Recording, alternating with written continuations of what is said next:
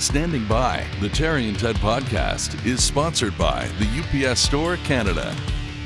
Hi there, I'm Terry DiMonte. That's Ted Bird. Hello, Ted Bird. Why am I talking like this? I don't know. What's All wrong? of a sudden, this is the 1940s. Hey. Listen, Toots.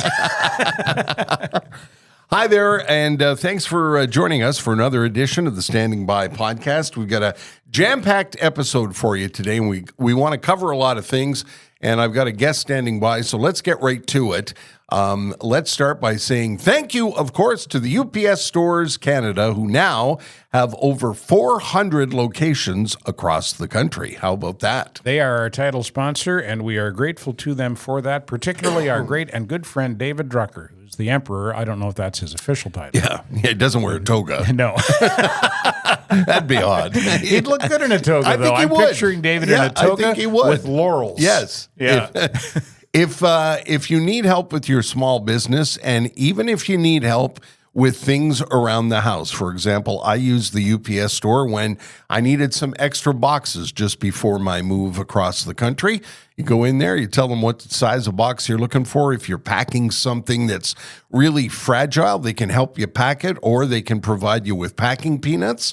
If you're moving and you need a new address, they can provide you with a mailbox. If you're looking for stickers, if you're looking for tape, if you're looking for anything that has anything to do with making your life simpler, you know, when it comes to shipping stuff and whatnot, they can even take your passport photo, for goodness sake, at many locations.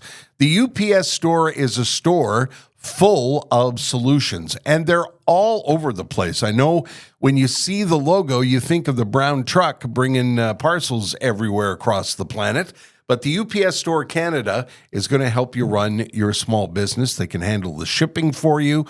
They can handle receiving for you. It's a lot of people have small businesses and they don't want to use their home address.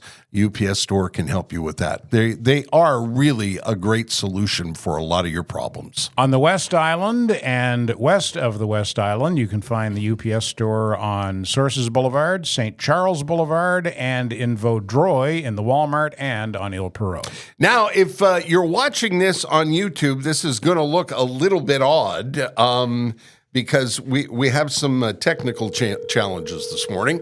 And if you used to listen to the radio show, this will be a nice memory for you. Yeah. And a nice treat. Yes, a nice treat. Can you hear that okay? I can hear it. Okay. So far, not a nice treat. Okay, here we go. I'm calling on the wrong number. That's there you go. There's your problem right there. Yeah. Yeah, here we go. Okay, sorry about that. Okay. Hi, Terry. Pier, how are you? I'm doing good. How about you? I'm doing just great. Thank you so much for doing this. I should tell you, Pier, we've gone right to the air because we're recording the podcast and we've got some technical limitations. So I'm actually holding the phone up to the microphone, if you can believe that. Wow, that's amazing. How are you, Pier? I haven't talked to you in so long. It's been a long time indeed, Terry. I'm glad you're back. We're back home. I mean, Saint-Adèle is a very nice environment. Yes, it is. It's we just love being up in the Laurentians, and I know you told me you spent a little time there yourself, eh, Pierre? Yeah, in between relationships, like just before RDS got going in '89, and actually my first hockey season in my first year at RDS, I was actually living in Saint-Adèle. It was a very, very tiny apartment/cottage. In Sommet Bleu, actually on the lower part of the mountain, but facing the lake in front of Chanteclair. It was just a really, really nice. That sounds beautiful, Pierre. It was nice, and of course the rhythm of life is so different, and I especially love the fall season just before the skiing season, because it's all so quiet and it's also nice. So anyway, I have fond memories of it. The rhythm of life is great until you're on the 15. That's another ball game. I had dinner at Gibby's in Saint-Sauveur a couple of weeks ago. It wasn't bad going, and then we slept at my best buddy in the Laurentian. It took us about 2 hours to come back the next day on Sunday. Yeah. It was just bad. But then again, I mean, that's part of life. I'm not sure you can hear him properly, Pierre, but say hi to Ted Bird. Hey, Ted, how you doing? I don't hear you at all so far. But I'm good, Pierre. It's so great to hear your voice. Did you go golfing with the Montreal Canadiens this week? Yeah, I get the invitation every year. It's always a very, very fun event, and wow, what a success! They actually the final amount is near 900,000. Wow. Yeah, it is just unbelievable, and I had a great foursome. I mean, I couldn't ask for better. I was with Mark, I was with Michel Lacroix, and I was with Chantal. So it was a lot of fun. It was really, really hot on the course, though. Yeah. It's such a nice day, and it's like the first day of school, you know. Yeah. That golf tournament is really the official kickoff, Pierre, of the season. I think so. I think a lot of people feel the same way. Yeah. It's good to see everybody back and everybody's happy, and of course the team is always a little bit on the stress side of things because there's so much crazy media over there. Yeah, no kidding. So and they're all looking for the catchy quote or for the controversial quote, and if you read La Presse this morning, they're all looking for the little quote that will haunt you the rest of the season. Yeah. But what do you want? That's part of the folklore, to have a team in Montreal. So, Pierre, I don't know how high expectations are in terms of being a Stanley Cup contender for the Canadiens this year, but I think they're going to be a competitive team and an entertaining team at the very least. There's a lot of talent there. It's young talent, but it's there. What do you think?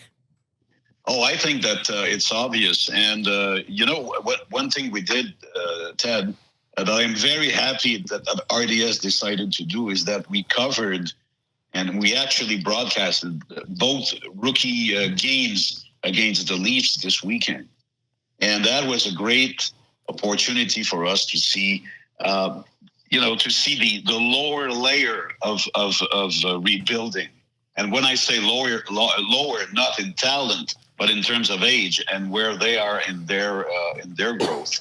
And of course, everybody wanted to see the three players on defense, and of course, you probably heard or saw or both that Lane Hudson was absolutely fantastic. That's the name. That's the name we're hearing more than any other in terms of the Canadiens rookies.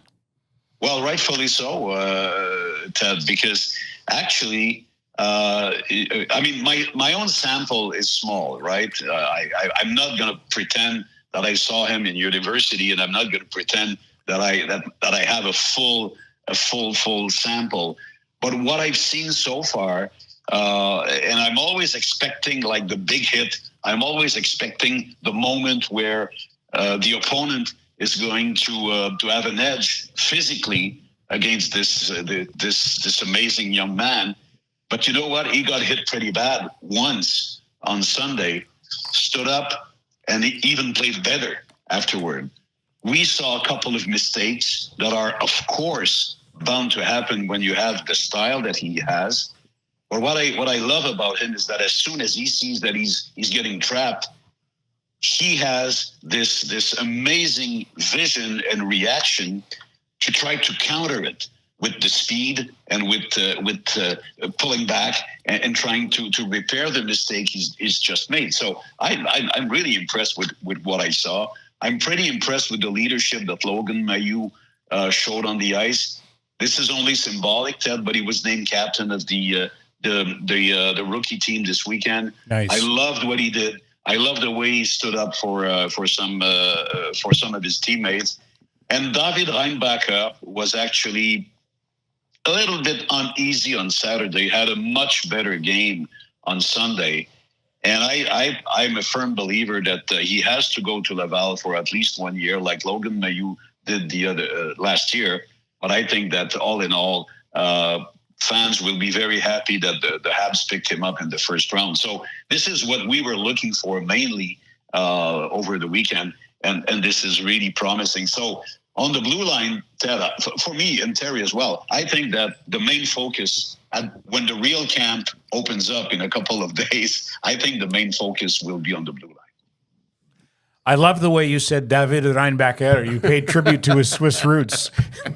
Well, I'm refraining not to go too far because I'm perfectly capable. I think so, and please excuse for your German or Swiss German listeners or Austrian. Yeah, did I get that right, Pierre? Is he Swiss or is he Austrian? It's really it's Reinbacher. So. But I'm not so sure, Ted, and Terry, that this sounds very, that this sounds very good, especially in French. So I'm going to go in between a K and a H. How does that sound? Fantastic. You're a true professional, Pierre. Pierre, tell me, you've watched so many seasons begin and so much promise with each start of each season in camps all over the league. What's your? I know you don't have a crystal ball, but what's your feeling? What kind of buzz are you getting from what you're seeing at this camp? Well, how about nearly 200,000 viewers on Sunday? Wow, yeah, that's something. I mean, you saw the weather on the weekend. Yeah, and, it's Apple season, and it's shopping season, and whatever reasons you can find, they're all good. And we almost had 200,000 viewers. Wow, that's amazing. That's pretty amazing. So the buzz is definitely there. Just before talking to you guys, I was trying to draw my lines, on offense and the pairings and this is going to be very interesting because I personally think that the 23-man roster is pretty sealed. Now, what will be interesting is above the 20-man wearing the uniform every night, who are going to be the 3 extras? Are you going to go 14 forwards, 72 goalies, or are you going to go 13, 8, and 2? And that makes for a great debate. I mean, we could the three of us, we could discuss for 2 hours with this. The thing I think, Ted, to come back to your question, is how do you deal with some of the very few openings in the roster? I'll take a good example. Joshua Roy, for instance. You don't want this raw potential on offense sitting on the press box most of the time. You would like to have Joshua Roy do even better in the AHL and play a leader role and play a key role in Laval. So who could be the extra? Raphaël Harvey-Pinard, I talked to Raf yesterday. He's about at least 2 months, maybe a little bit more, to be ready to come back in the lineup. So that opens up a spot or that solves one of the problems. So, but mainly on offense, with the addition of Patrick Laine, with hopefully Kirby Dach in good shape. As far as I'm concerned, I'd love to see Yoel Armia on the second line. You'd have a 6'3", a 6'4", and a 6'5" on your second line. Wow. That would be absolutely amazing. I'd like to see Newhook complete a third line with Dvorak and Josh Anderson, and then Brendan Gallagher and Jake Evans could play their very key role defensively on a 3B line or a fourth line. So that could be fun. The main thing on defense is that we have many left-handers, not so many right-handers. How do you deal with this situation? And there has to be some room for one spot. Is it going to be Jacky, Hudson? Is it going to be Barron? Is it going to be Mailloux? So that for me is the vibrant thing to watch. And I'm not going to make a promise but I think that the preseason games will be so good this year because we will be watching for those perspectives. When do they have to make these decisions by, Pierre? Well, the first thing you have to go through as we speak, Terry, is that you have to finish up the rookie camp, which happens today. And you have to make decisions for rookies because major junior hockey starts this weekend throughout Canada.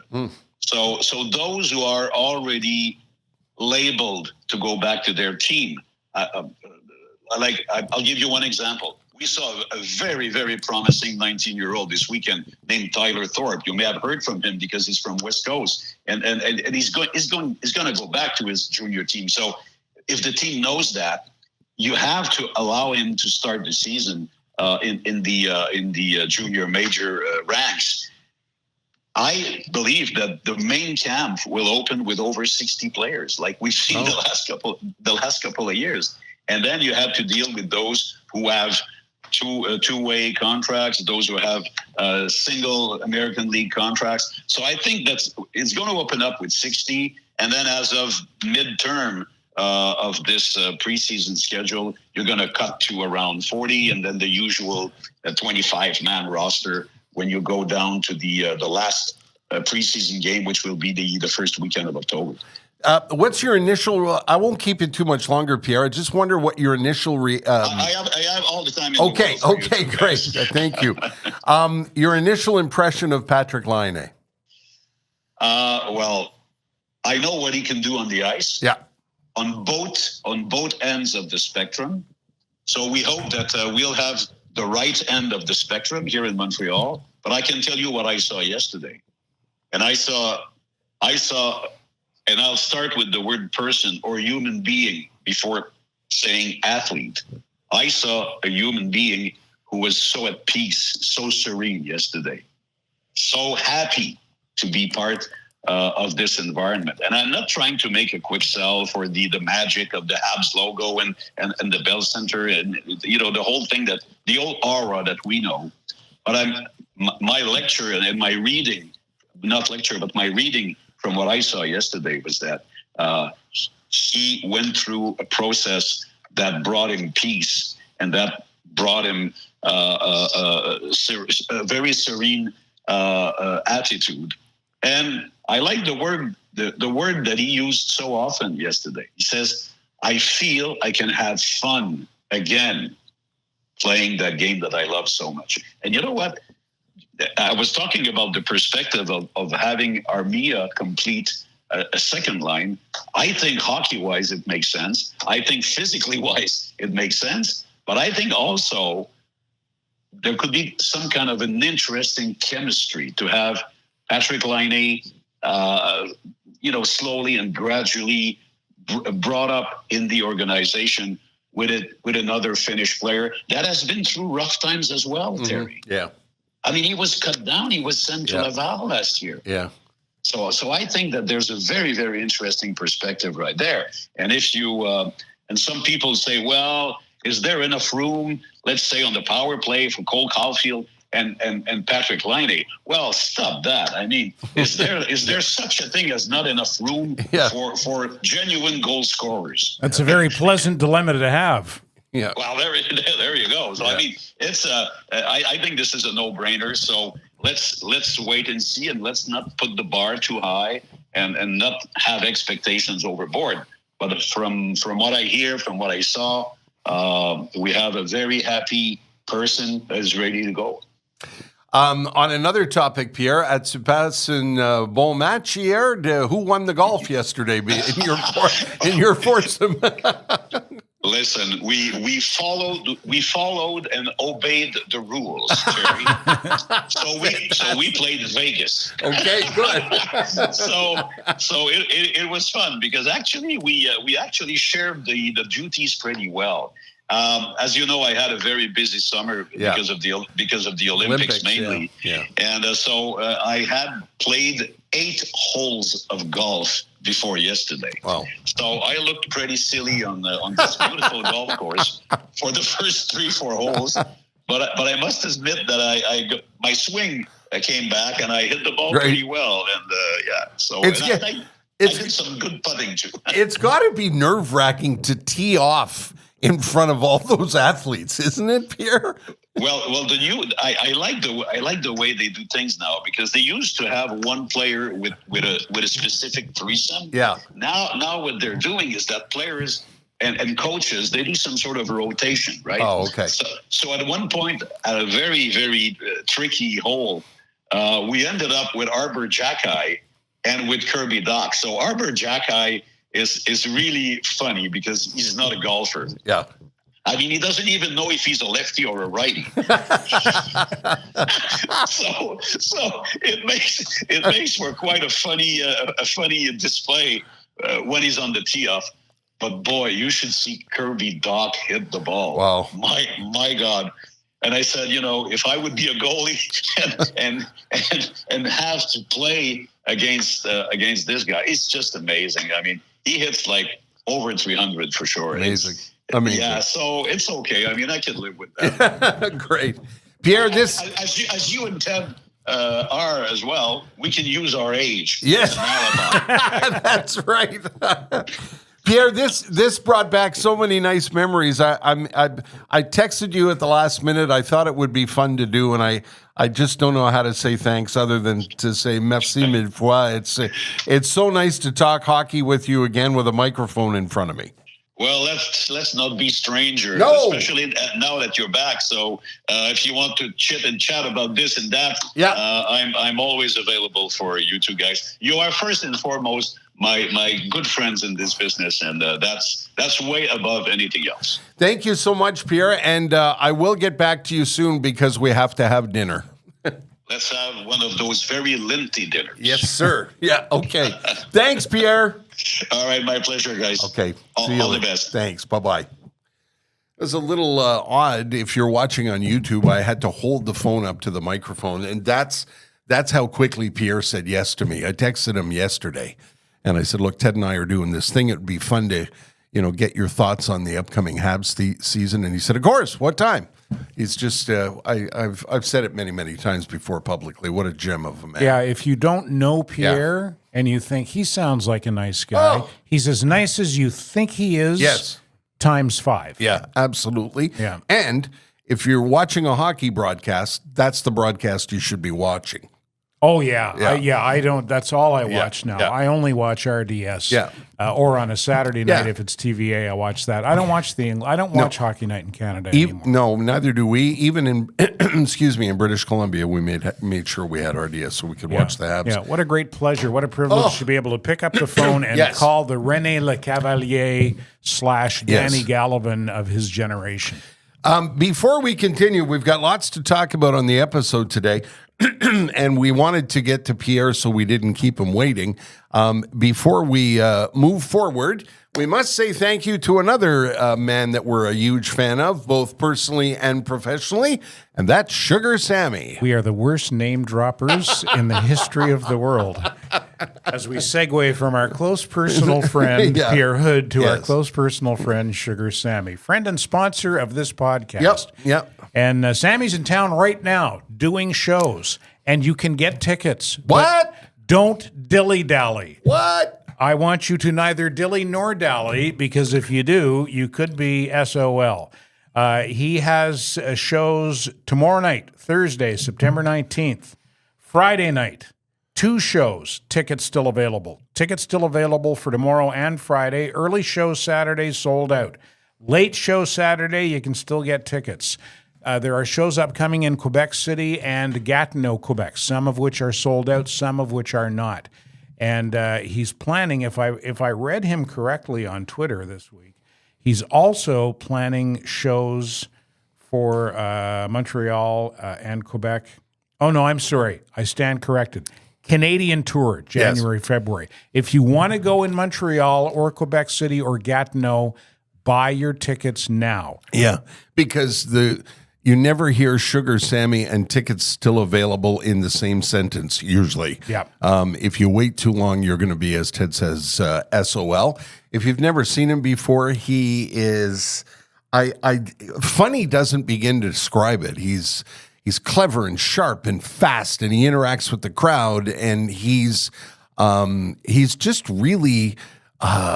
he's one of a kind. He's like he's no one one of a you've ever kind. seen That's before. Exactly right. Like Ted. if you watch Sugar Sammy, you don't think he reminds me of. No, he doesn't remind you of anybody. Yeah. He's a very unique comic. Yeah, and he's a busy guy touring in the States, putting together the Canadian tour, and also doing his television show in France. I think it's called France à Talent or something. It's probably not that. France avait beaucoup de talent. Or yeah. Go to sugarsammy.com and find out where he's playing. And if you're listening to this podcast in another part of the country, there is a Canadian tour. So make sure you go online and find out where he's going to be and go see him. It's a unique and hilarious and fun experience. And a reasonably priced ticket. Yes. Great bang for your buck. That's the great other bang thing. For your buck. Yeah, absolutely. Sugarsammy.com. Let's talk about the reaction to the podcast we had last week, Ted. I was really quite pleasantly surprised because when you and I got in the car last week and we were driving back towards your house, I said to you, like, was I making any sense? Like, was I communicating that story properly? And you said, yes, you were. And I guess I was, because we had quite a lot of feedback on the episode. We did. It seemed to resonate with people. Here's a note that we got that was echoed by a lot of people who took the time to give us feedback. This was from Mike DiFiore, and I really liked this. Mike said, I listened to your podcast for the first time this morning. I really enjoyed it. It was refreshingly interesting and fun. Listening to the two of you in the morning just feels normal. Normal, like hanging out with guys you've known your whole life. Wow. I find local radio really difficult to listen to these days. So much so that I find myself listening to nothing. It's a shame you don't do this live daily and spin a little music with it. You're both too young to retire. So get right on that. Okay.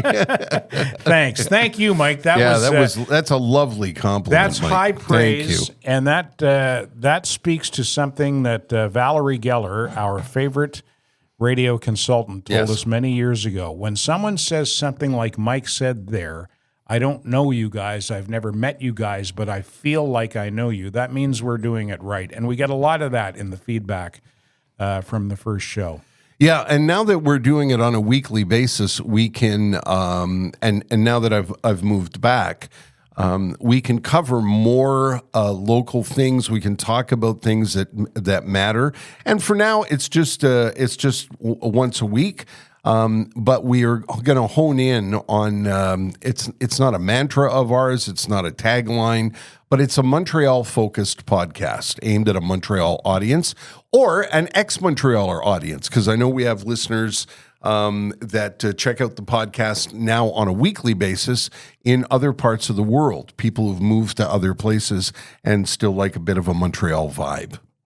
So it was terrific feedback, and we're very grateful for it. I think it's, I don't recall since we started the podcast, 8 seasons and 3 or 4 years ago, however long ago it was, aside from the very first episode ever, that's as much feedback as we've received. I don't recall it as being so positive and overwhelming as it was last week. I think the story about moving away and moving back resonates with a lot of Quebecers, especially English Quebecers, because Anglophone Quebecers have been faced with that storyline since 1976. You know, everybody knows somebody who moved away. Everybody has children who have moved away. And the story of me deciding with my wife Jess to come back, I think sort of resonated with a lot of people, and it sparked discussion online. I saw in a Facebook group yesterday, Montreal Past and Present, I think it was. It sparked this huge discussion with people from British Columbia and people from Quebec. And a couple of people said, you know, it wasn't fair that I compared Langley to Montreal. I never intended to do that. I know Langley will never be Montreal, but in you were relating your own experience. Yeah, my experience. There's a lot of people that have moved to other places and absolutely love it and would never come back. You know, Patty in Calgary, my friend Quentin in Vancouver. His kids grew up there. He loves it there. It's his home. And I get it. It's just that we didn't have that experience, and that's what I was trying to describe. And a couple of people asked me why the corner of Atwater and St. Catherine. Well, I use that as a descriptor because it's a very famous corner. It's, across from where the Montreal Forum used to be. And also, there was a McDonald's at that corner. I worked at that McDonald's during the Olympics. And in 1984, when I got the morning show at Chaume, when Chaume was on Green Avenue, my first apartment was in the Alexis Neon Tower. And, there's all the concerts that I saw at the Forum. So that corner resonates, has so much history with my path over the years. That's one of the reasons I picked that corner. And again, listen, everybody should see British Columbia. It's stunningly beautiful. My wife and I got married in British Columbia. That's how much we thought about that place and how much we thought we were going to enjoy that place. We got married in a beautiful small town called Agassiz, just outside of Vancouver. And, as I said last week, the mountains and the ocean and all of that, it's very, very beautiful. And if you go, I'm sure you'll have a nice experience. And if you live there and think it's the cat's pajamas, I'm glad for you and good on you. It just was not our experience. And I was trying to illustrate that despite all the yelling and screaming and arguing and this goddamn place and the potholes and the cones and the blah, blah, blah, blah, blah, if you focus on the joy of being here, it's a great place to live. I mean, look what I did last weekend at Stade Saputo with the ringing of the bell. I mean, that was a blast. The video is too funny. Terry sent me, he sent me 2 or 3 videos over the course of the evening of him sitting right beside the bell. Yeah. I don't know if you've seen it on our social media. I posted the video on all of our podcast social media platforms. And the look on Terry's face is... there was quite a cacophony of noise, and the bell is massive. Like, it's massive. It's the kind of bell you would find in a church tower. And it weighs 99 tons, and you're sitting right next to it. And you have to watch the game, and you're right at field level. We were right behind one of the nets. And Eric, I got to say thanks to Eric Eccles and the folks that invited me from it's a fan group, it's right? a fan group called the 1642 Montreal Club. Correct. Did I get that right? And Eric was there with his kids, such nice people, and Salam and Tony and all of the people from that group. They even wrote a song about Terry and Jess that they sang for the crowd. And, they have a bullhorn going the whole time, and they're trying to rile people up. And I was lucky because CF Montreal hadn't won a game in a while, and the bell hadn't rung in a while. The last, I think. So when do they ring the bell? Only when they score? Only when they score, and if they win at the end. Okay. Eric said to me just towards the end, he said, I don't want to jinx it, but if we win, we're ringing this thing for 10 minutes. And I went, oh, okay. And what was the final score? 2-1. Okay. Yeah, 2-1 against Charlotte. And first of all, Stade Saputo on a summer night, it's absolutely beautiful. And there are tons and tons of kids there, lots of families there. Really a nice outing, and I don't think very expensive. We were invited guests, so I guess I shouldn't say that. But it was a wonderful, wonderful experience. And when we were leaving, they said, come back and bring Ted. Ding lang, ling long, ling ling, lang long. To be the official sonneur a couple of weeks after I got back, I was really pleased about that. It was we had a really, really nice time. I'd love to go. Count me in. Tell the story about going to the smoked meat place afterwards and the guy in his Tesla. Speaking of Quebec, yeah. So my wife Jess and a good friend of hers, Gianni. We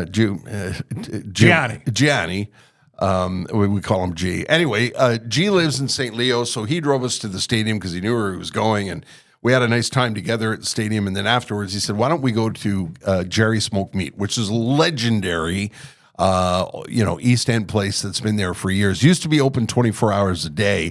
It isn't anymore. It closes 11. And the manager Adam was there, and he recognized me, and I said, "What how do you know, that I'm me and I did that? He said, well, because I've never been before. My whole life, I'd never been to Jerry's Smoked Meat. And Adam said, well, I had breakfast with you and the gang from someplace. And he said, don't you remember we had breakfast together? And I said, Adam, that was 40 years ago. It's a long, long time ago. And I'm sorry I didn't remember. Anyway, we got a nice welcome. We had a nice smoked meat sandwich. And we're standing outside. And if you know the place, Jerry's Smoked Meat has a really big sign. What street's it on? It's on that place. Okay. Yeah. But it's in St. Leo. Yeah. Okay. I couldn't tell you. Maybe it's on Jerry. Is it on Jerry? I don't know. Anyway, it doesn't matter. So we're taking pictures. G and Jess wanted a picture in front of the sign. And as I'm taking pictures with the phone, behind them, I catch out of the corner of my eye a black Tesla who's pulling out of the parking lot, and he doesn't realize he's not at the exit. He's on the curb. So the car goes, ka-chunk. And, of course, the three of us turn around, and I said, oh, poor guy, I hope his car is all right. And as he drives towards us, he gets the car squared away, and he puts it in drive, and he gets towards us, and I thought he was going to scream off into the distance, but he gets right next to us, and he rolls down the passenger window, and he goes, hey, excuse-moi pour le mou jambon, là. And I laughed about it for about 10 days, not 10 days, but for hours, because not because I was laughing at him, but it was the most Quebecois thing I'd ever heard. I think. And most people, after bottoming out their Tesla, would go, fuck. Fuck. He made a joke about it. Yeah, I love that. He leaned He leaned over from the driver's side on the passenger window. Hey, excuse moi for le mou jambon. And I've never heard that phraseology. Le mou jambon. Yeah, never heard that phraseology before. I guess literally translated, it said like the ham move. Yeah, like a ham-fisted, I guess it's not at his best. That's too funny. I got one more note that I wanted to share with you, Tara, because this made me think of you and made me laugh for reasons that I'm sure will be obvious to you even before I articulate them. Somebody sent me a note on Twitter and said, something I didn't know to a fellow cat lover and World War II aficionado. When the Bismarck was sunk, there were 114 survivors and the ship's cat named Sam. He became the ship's cat on 2 British ships that were also sunk, and he survived both. He was called Unsinkable Sam. He died years later in England. And that reminded me of the movie Sink the Bismarck, which was made in 1960 and was a great movie that retold one of the great stories of World War II, the story of the sinking of the Bismarck. And the naval engagements that that German battleship was involved in are legendary. And it's just a great story of cat and mouse on the high seas with the British Royal Navy and the Bismarck going toe-to-toe before the Brits finally sank her. And the movie, the acting was great, the writing was great, but the battle scenes... Because it was 1960, and there was no CGI or special effects. It reminded me of you talking about a movie like that.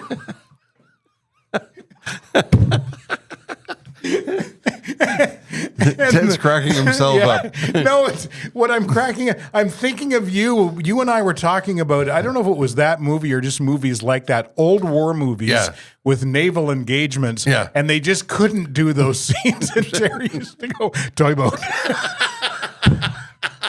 Toy boat, toy boat, toy boat.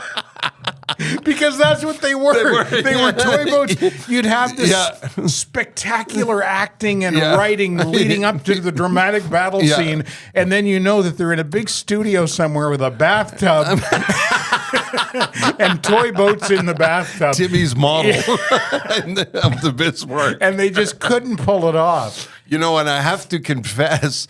That is, I am a huge fan, and I haven't watched it in a very long time.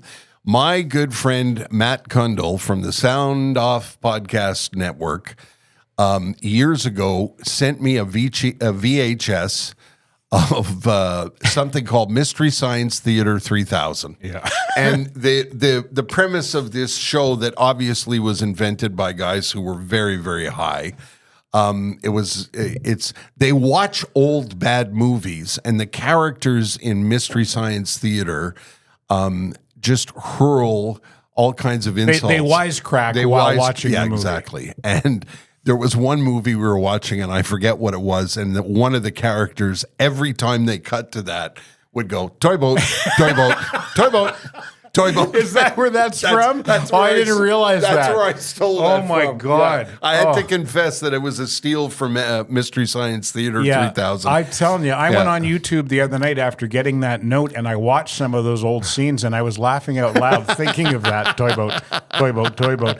I would love to see them take the story of the Bismarck and remake that movie. Wouldn't remake it be great? Sink the Bismarck with CGI, with modern technology. There's a film that Apple TV put out a few years ago called what was it called? The one with Tom Hanks, and he was the captain of a destroyer in the Battle of the Atlantic. It was Midway, wasn't it? No, it wasn't Midway? Not Midway. No. It was better than Midway. It was way better than Midway because it wasn't Hollywood corny like Midway. Right. Greyhound. Greyhound, yes. Great movie. If they took that CGI technology and remade Sink the Bismarck. Wasn't it a story about the ships that supplied other ships that crossed back and forth across the Atlantic? Well, he was the captain of a destroyer. It was a destroyer. They did convoy protection. Yes, that's convoy it. escort. Yeah. They would protect the convoys that were being preyed upon and sunk by the German U-boats. Right. And great movie. I mean, Tom Hanks. Yeah, great acting. No kidding. Well written, and the effects. The battle scenes were spectacular, and you knew they're CGI. Yeah. But they were just so well done. The modern technology has come a long way from Toy Boat. Yeah, no kidding. Wow. Did you watch the Emmys this week? I did not. Oh, okay. Jess and I did because we were interested in the whole storyline of there's a show called The Bear. Yeah, which there's a bit of an online controversy because it keeps getting nominated in the comedy category. And I don't think it's a comedy, and a lot of people don't. Anyway, we watched it, and Dan and Eugene Levy hosted, and they did an amazing job. And didn't their show sweep? Well, that was a year ago or 2 years ago. Schitt's Creek swept, and somebody had the great idea to get them to host. What a nice Canadian coup. Yeah, it was. And the other thing that I loved is, and I love this about Canadian performers, Eugene Levy had his Order of Canada pin on his tuxedo. Oh, nice. Yeah, it was a nice touch. And Jess and I are massive fans of a show called Hacks. And Hacks won the big award of the night. And Jean Smart, who's the lead actor in Hacks, she picked up an acting award. And that was one of the reasons we were watching. We were hoping Hacks was going to win, and it did. If you haven't seen Hacks, you can find it on Crave, as I like to call it. Crave? Yes. Yeah. We have Crave at home. Yeah. I thought it was... How much money do you have to spend per month to have everything that you would want? Like if you've got Netflix, Crave, Apple... Yeah, Disney. And we have DAZN for football, Fubo for soccer. You're spending $200 or more a month. It's just absolute on TV. Madness. And Jess, every once in a while, will be scrolling through Disney and say, "Oh Christ, what do we have this for?" Yeah. And then something will be coming on Disney, and I'll say, "Well, don't cancel it yet because I want to watch that." And what happens? So you're going to spend $400 so you can watch one show. Well, hang on to it for several months to watch that one show. We got Disney because I wanted to watch, I think it was called The Offer. It was the story of the making of The Godfather. And Godfather's my favorite movie of all time. I did not want to miss it. So we subscribed and said, we'll subscribe and then cancel it. And we never did. And I think a lot of people do that. Like, I don't think I could not have Netflix in the house. And I have Crave because I love Bill Maher. And other than that, we don't watch, Crave unless there's, like The Gilded Age and a couple of other things that we watch on that we like. We've got, we can't drop Fubo because of the soccer. we don't want to drop DAZN because of NFL football. Netflix, like I said, and what's the other one we have? Yeah, it's crazy. Just absolute madness. Just cancel 2 or 3 of them, Yes. and in a few months you'll have enough money to go buy just something nice at Robert Richer Jewelers for Christmas. That's very good. How's Ted. that for a Wow. segue? Huh? Yeah, how about that? Yeah, well, Christmas is coming up. Yeah. Sorry, but it is. Robert Richer Jewelers in Dorval are new sponsors of the podcast and longtime friends, and I love the way you positioned them in last week's episode, Ter, when you talked about you can go there without being intimidated. Yeah, I've often said this about 2 things: museums and jewelry stores. Through my 20s and my 30s and even into my 40s, I just thought I didn't belong there. I just thought, the jewelry stores are for rich people. You can't afford anything in there. Don't go there. That's not the case. It isn't the case if you know anything about jewelry, and it isn't the case if you know anything about this family. The Richets are terrific. Oh. They've been in business for 2 generations. Linda Richet's father started the business 72 years ago. Linda and her husband, Pier, run it now with help from Pierre's sister, Carol. And they're just the nicest people that you'd ever meet since Pierre Hood. Yeah, I've often said I love speaking for family businesses because there are fewer and fewer of them now in this day and age of, corporate takeovers and conglomerates and all of that stuff. This is such a nice vibe. I had never met them, and Ted and I went to see them to tell them about the podcast. And the immediate welcome you get when you go in the door, it's a beautiful store, but it's not intimidating, and they make you feel comfortable, and they answer any questions you have. They're sincere. Yeah, and I was saying to Linda, somebody could come in here, somebody who's, maybe on their first relationship could come in here and get something that, wouldn't break the bank. And she said, absolutely. And at the other end of the spectrum, somebody who's celebrating a 50th wedding anniversary can go get a special diamond that he's gone to Antwerp to get. Yeah, Pierre, by the way, is going to Antwerp. I Yes. think next month. I think in October he goes to Antwerp, where Yeah. he is privileged to be invited to the diamond factories in Antwerp. So if you do have an idea about something special for someone special, now's the time to go see him. And they'll design it for you. Yes. They'll design it for you. They'll resize a ring if you've won several Stanley Cups, or if you have a wedding ring and you need it resized because you've lost so much weight that your ring is falling off your finger, or your fingers aren't fat anymore. Yeah, or you've gained 70 pounds and you can't get it off. My fingers are enormous. They can do it all, and you can just go in and talk to them. Just go in and ask them some questions, and they'll show you some stuff, and you can decide if that's something you want to buy that day. They're just it's just a really nice buzz. We said last week you can go online, but don't do that. Go visit them. No, go see them. Go see them. They have a Facebook page. They have a website, but go see them. 309 Dorval Avenue in Dorval, Robert Richer Jewelers. Just at the corner, just past the corner of Carson. There, Ted's so good at that. You can park Carson, Dawson. It's one of those ones. Yeah, and you can park across the street at the grocery Whoop-de-Doo. store. Yeah. The old Whoop-de-Doo. Yep, the old Whoop-de-Doo. There you go. Hey, speaking of stores, Ted and I wanted to go see what all the brouhaha was about at the new Royal Mount Mall at the corner of Awful and Awful. Because if you've ever been near the DeCarry interchange, you know what I'm talking about. And I said to Ted, this is how new the Royal Mount is. I punched it into my Whoop-de-Doo, and it didn't come up. And then I punched it into the other Whoop-de-Doo, and it came up, and I was able to meet you. And Ted and I thought, yeah, let's go into the Royal Mount and see what all the fuss is about. So I went into it's massive, and there's tons of parking. I choose the inside parking because I wanted to see what it was like. And the first 30 minutes are free, and then I think the rest of it and then it's $500 an hour. Well, after something like that.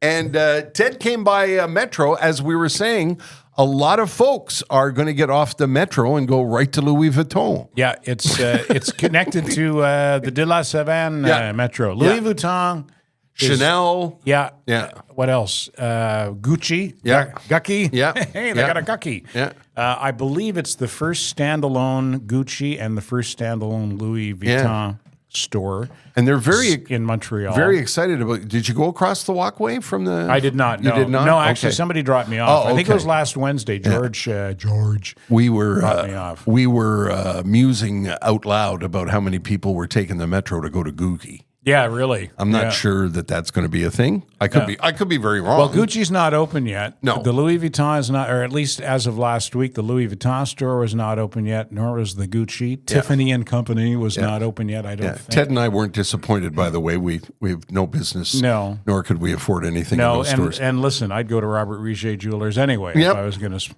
I was going to go down that road. But what you had an interesting observation. It's a mall. Yeah. It's beautiful. Yeah. Yeah. It's And new. it's new, and it Corridors has, are wide. Yeah. Yeah. And it's got high-end, Whoop-de-doo. world-class designer stores, but it's a mall, Yeah.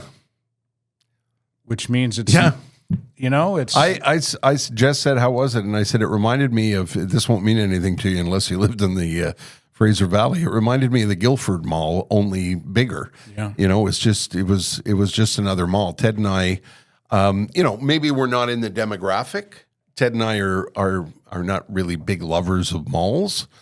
But I said to Ted, do you want to walk around? And he said, no, not really. I've seen what I need to see. Yeah. And we did. We walked around the floor we were on and we passed the stores and it looked like a mall. Yeah. It, could have been. Someone said to me, I don't know if it was you, I think it was actually George said, why didn't they do it like, he thought they were going to do it like, is it Distrant? Over Yes. over on the Distrant. South Shore, Yeah. Where there's a cluster of stores, and if that's the kind of shopping you want to do, you go and you park in front of that cluster of stores. Yes. And it's not an indoor mall per se. Everything is kind of. I don't know what am I trying to describe here? The way that it's Distrant is laid out. It's like, so say you want to go to Sport Check or something, pick a store. You can drive over to the Sport Check, park in front of it, and go in the door from the parking lot. You don't have to go like down, like when you're in Fairview, you've got to pick the door you want to go in. Do you go in on the Simons side? Do you go in on the Winners side? Like, which way am I going to access the mall? Whereas at Distrant, you pick the stores that you want to be close to. So if you're going to buy whatever, you park in front of the store you want to go in, and the door is right there. Yeah. And that's a different design for a mall. And I guess Royal Mount couldn't accommodate that or whatever it was. But if you love a mall, I guess it's exciting. Yeah, Royal Mount's probably squeezed for space compared to where Distrant is, wouldn't it be? I would think so. If you've been, we'd like to know what you think about it. It's a spectacular facility for sure. Tell the pee story. Oh, I had to pee. I got there and I had to pee, and for the life of me, I couldn't find the bathroom. Right. I couldn't even find signs For a bathroom. And I walked around and I walked around and I walked around, and I finally I asked a woman. I heard her speaking to a security guard, and they were speaking in French, and I gathered from what they were saying that she was asking about the bathroom. And she said to me, yes, you have to go down there, and it's over there. And I said, and this was all in French, and my French isn't the greatest, and I don't remember exactly what she responded, but I said to her, why are there no signs for the bathroom? And as it turned out, there are signs, but they're very subtle and small, and you have to be, you have to be looking for them. I was looking for them, and I still couldn't see them. Right. And she said it in French, and so I'm paraphrasing. It was basically, they don't want people to know that they want to pretend that nobody goes to the bathroom. It's like nobody pees or poos at Royal Mount. Okay. But just to be clear, you can if you need to. They will accommodate you. Yeah, but you have to you have to have you got to know where you're going and what you're doing. Or ask somebody. Yeah. So my advice to you is if you're going to Royal Mount, go to the bathroom first. And I should mention that we were there for I don't know, maybe 25 minutes. Yeah. So we didn't really give it a big exploration. And as a result of that, I got free parking. That's right. Eh? Yeah. Because when we finally found my car, because there was a lot of, what? What? No, it's not here. I What? think maybe it's the, was it the first floor or the second floor? A couple of things that I wanted to mention. One of them is you may now correspond with us. And why wouldn't you want to after that? We have an email address, and it is standingbythepodcast@gmail.com. Okay? And don't ask me why it isn't Terry and Ted. We couldn't get any other address. So Jess said to me, make sure you say it twice. standingbythepodcast@gmail.com. I think it's easy to remember. Sure. Right? And if you send us notes there, we will plug your events, if they're charity events. You can offer up your commentary, if you like, and we can share that on each episode every week. And you can also, what else can you do with that email address? Do whatever you want. Yeah, just correspond with us. We'd love to hear from you. Don't send us dick pics, though, please. Standing by the podcast @gmail.com. Okay. And before we go, we still have the tweet sheet to do. And I wanted to mention a couple of things. Number one, congratulations to The Damn Truth. The Damn Truth have released a new single called Love Outta Luck. It's on YouTube. It's fantastic. Absolutely fantastic. And the video is shot somewhere, I think my guess would be the Plateau. Mm-hmm. And it's just a lot of fun. It's shot in looks like a little restaurant. And the band is just on fire. Are they a duo? No, they're an actual band. Okay, but it is. They're fronted by a duo. Yes. Okay. Yeah, that's. I don't want to, go on and on about their personal thing, but yeah, it's they. Anyway, I watched it yesterday, and I watched it a couple of times. Go online, go to YouTube, and watch Love Outta Luck by The Damn Truth. Congratulations, guys! It's absolutely terrific. And you'll understand this, Ted. It's Heart Valve Disease Awareness Week. Already? Yes, already. That sneaks up on me every year. You didn't get me anything. From the 16th to the 22nd of December, and what they're doing is the Heart Valve Disease Awareness people are doing clinics, stethoscope clinics across the country. Where if you Google Heart Valve Disease Awareness Week, you'll find out if there's one near you. Unfortunately, if you're listening to this, the day in Montreal has already passed. But I wanted to mention it because what's the word I'm looking for? The amount of people that don't think they need to go to a doctor is stunning. And I'm not talking about, I know it's tough to find a doctor, I get it. And I'm not talking about going for massive tests. Lots of people haven't had their blood pressure checked or a stethoscope put on their heart for a long, long time. Do yourself a favor. I know of what I speak. Make sure that your ticker is ticking fine. Let a professional listen to it. And if you want to find out about the symptoms of or how to prevent or what you do if you've been diagnosed, heartvalvevoice.ca. Heartvalvevoice.ca. I was diagnosed early, and I had a ton of good luck and a little bit of bad luck. Nearly took me out. And a lot of people don't think they need to go. A lot of people who run and lift weights every day and think they're fine haven't had a doctor listen to their ticker in years.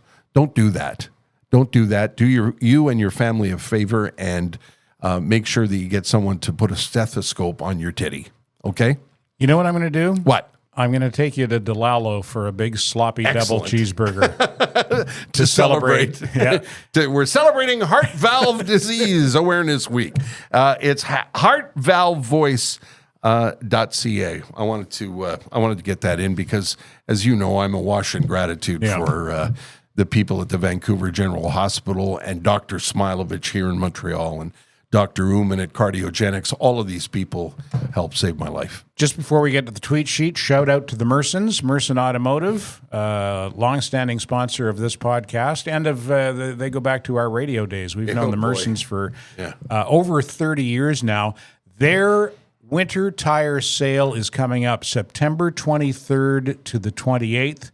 You'll get the best deals on winter tires. You'll get an on-the-spot $70 rebate if you buy your winter tires during the winter tire sale. They specialize in Yokohamas, but there are other options as well. The Mersons will find the tire that is best for your car at the best price. And go. Don't wait. Don't go, it's only September. Yeah, don't do that. Yeah, don't do that. Yeah. Buy your winter tires now or get your existing tires checked. Make your appointment now to get your summer tires off and your winter tires on because it's going to get busy sooner rather than later. And the Mersons not only can do your tires, they can do whatever else your car needs, repair or maintenance-wise. And if you drive an electric vehicle, their technicians are well-equipped and well-trained to take care of that as well. Whatever you need in terms of automotive maintenance and repair and tires, the Mersons are your one-stop shop, as they have been for these many years. I think they've been there since not at that spot, but they've been in business since 1970, a third-generation family-run business, Merson Automotive on Saint-Jacques, just west of Cavendish. Go and see them. And you might see us there as well. Yeah. I told Kara that we'd come down and shake hands and kiss babies during the tire sale, maybe on the Saturday. And I think the Saturday is the 28th. Okay, so we'll talk about that on next week's podcast. Yes, a reminder that this podcast is being released on Wednesday, September the 18th. And it is a podcast that is now weekly. So every Wednesday, there's another episode for you to enjoy, we hope. All right, the tweet sheet, and then we'll get the tweet sheet is something we do every week. I find 3 things on Twitter that I think are going to amuse Terry, such as this from @cpin42. Is it my wife and I or me and my wife? Anyway, we just robbed a liquor store. I love the non sequitur humor. Right? Yeah. He's a good follow. CPin42. Yeah. All right, up next we've got @KimmyMonte trying to write a love song. What rhymes with Dutch oven? Something lovin' rhymes with Dutch oven. I think there's potential for a love song there. And from @BobTheSuit. Of course I'm ready for the end of summer neighborhood luau. If this pineapple print romper and coconut bra don't say aloha, bitches, you're not listening. Pass the poi, Janice. It's a great visual, eh? Yeah. What a wild neighborhood. Yeah. The neighborhood luau. There you go. There's your tweet sheet for Season 8, Episode 2. Yeah. Want to remind you. Where does that come from? I want to remind you. That's from George C. Scott and Patton. Oh, that's right. I want to remind you that no bastard ever won a war by dying for his country. He won a war by making the other poor, dumb bastard die for his country. That's Ted Bird as George C. Scott. As Patton. Nicely done. I think we're just about done for episode 2 of the new season. Again, we want to say thank you to the UPS Store Canada, to Sugar Sammy, to our friends at Richer Jewelers, and our good longtime friends at the Mersons. They have been longtime supporters. And they're all family businesses when you think about it. I mean, even the UPS Store Canada. Yeah, the UPS Store is a nationwide concern, but all of the franchises are locally run by local people. And as David explained to us, they are run a certain way. Mm-hmm. And he only has people who are welcoming and kind and friendly, and he insists that all of the all of the outlets across the country, make sure you are welcome when you open the door. Yeah, and if you're not, he'll come striding in his toga with his laurels. That's right, for Dave. And again, don't forget the email address, standingbythepodcast@gmail.com. You got anything to say, anything you think we should plug, any event that you think we should go to, we're all over it. It's like our slogan, if we have one, is everything you miss about Montreal radio. It's not every morning. It's not every day. You can listen to it when you want to listen to it, but it does have an air of how we used to make a living. One more name to drop before we go. Please do. Our guest next week on episode 3 of the new season, internationally renowned Australian-Italian comedian Joe Avati. Wow. You don't want to miss that. Yeah, Joe's been, I can't believe he still remembers us. Yeah. I really, because he is an international star. And he seeks us out when he comes to town. I want to come see you guys. He's a lovely guy. Yeah. And funny as all get out. Absolutely hilarious. Our thanks to our podfathers, Pantelis and Mike Ward, and our thanks to Matthew for producing the show again this week. And part of the production team, you don't see her or hear about her other than when I talk about her, is let's call her our co-executive producer, Jessica Dion. Let's call her our executive producer. Yeah, absolutely. She's the one who knows what she's doing. Yeah, she is definitely the brains of this outfit. Outfit? This outfit, yeah. She's the brains of this outfit.